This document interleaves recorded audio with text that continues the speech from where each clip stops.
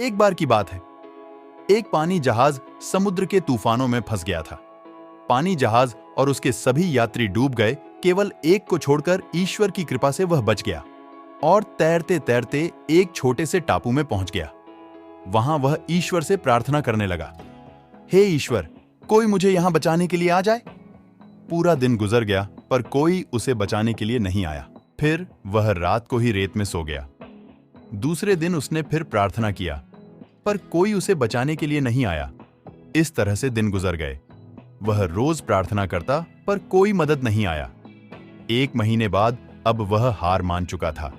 उसने सारी उम्मीद खो दी थी और टापू में लकड़ी की झोपड़ी बनाकर रहने लगा। वह नारियल का पानी पीता, जंगल का फल खाता, मछलियों का शिकार करके खाता।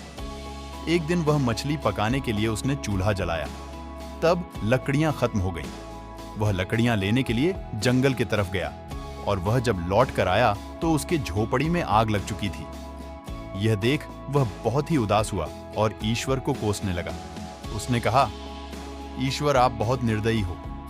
मैं मदद मांगी, आपने मदद नहीं भेजा। मैंने रहने के लिए झोपड़ी बनाई, आपने उसे भी जला दिया। ईश्वर, आप बहुत ही निर्दयी हो। वह पूरा दिन ईश्वर को कोसता रहा। रात हो गई और वह बाहर ही रेत में सो गया।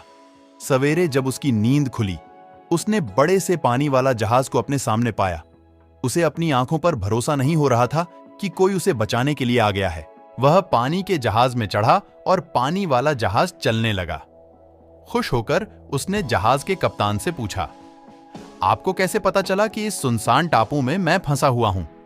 कप्तान ने कहा कि कल रात में आपने ही तो फायर सिग्नल भेजा था इस पर।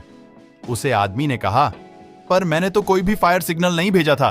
फिर उसे अपने जलते हुए झोपड़ी की याद आई और वह समझ गया कप्तान ने उसके जलते हुए झोपड़ी को फायर सिग्नल समझ लिया था।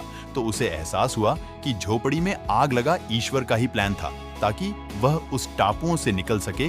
अब वह ईश्वर का शुक्रिया अदा करने लगा। दोस्तों, हम अपने सीमित बुद्धि से दुनिया को देखते हैं और ईश्वर के प्लान को समझ नहीं पाते। जब भी बुरा वक्त आता है, हम ईश्वर को कोसने लगते हैं, जबकि हमें ईश्वर पर विश्वास रखकर अपने कर्म करते रहना चाहिए। जब भी बुरा वक्त आए तो हमेशा याद रखना, इसमें भी ईश्वर ने आपके लिए बेहतर सोच रखा है, जो सही समय आने पर आपको पता चलेगा। इसलिए कभी हार मत मानिए और अपने अच्छे कर्म करते रहिए।